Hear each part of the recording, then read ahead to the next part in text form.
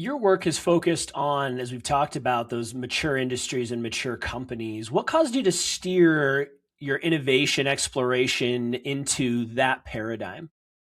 Yeah, it's a great question. I have to think about that a bit.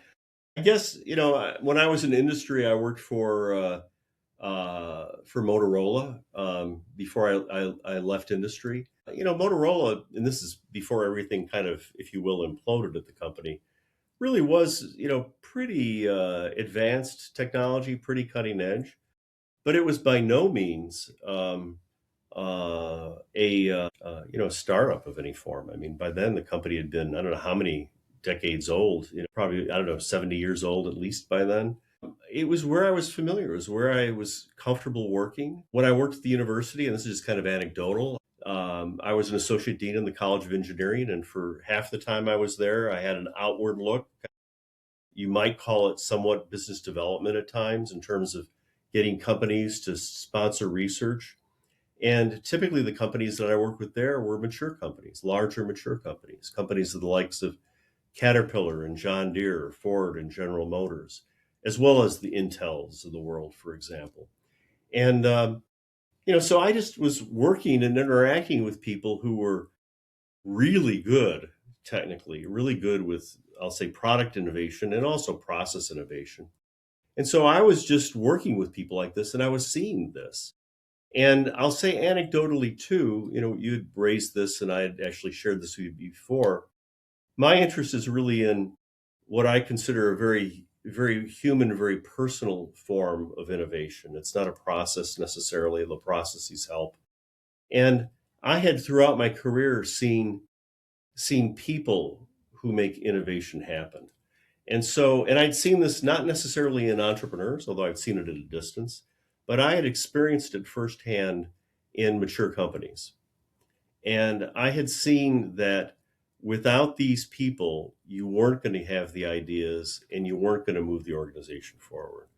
And so even when I went into the research that I did with Abby and Ray, it was somewhat, I don't want to say biased, but it was influenced by this fact that I had seen this over and over and over again, and I wanted to understand what is it that I'm seeing.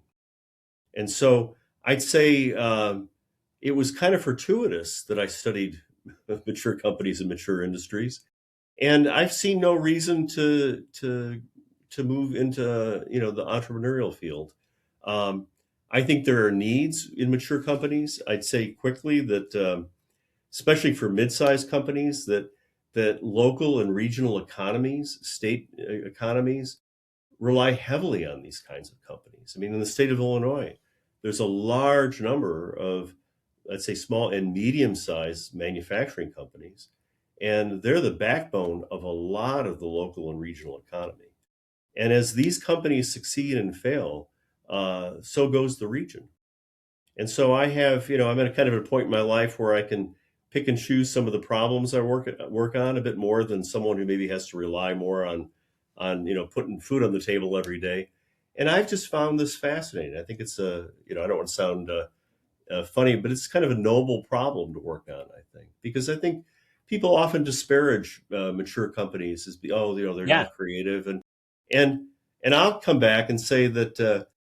The most innovative places that I've seen, again, I've not spent a lot of time in startups, have been these individuals in mature companies that have just seen things that other people don't see, and they've guided their organization through it. And these are not the VPs of innovation. These are not the general managers of a business unit. And that's not to disparage them. They've got a very important role.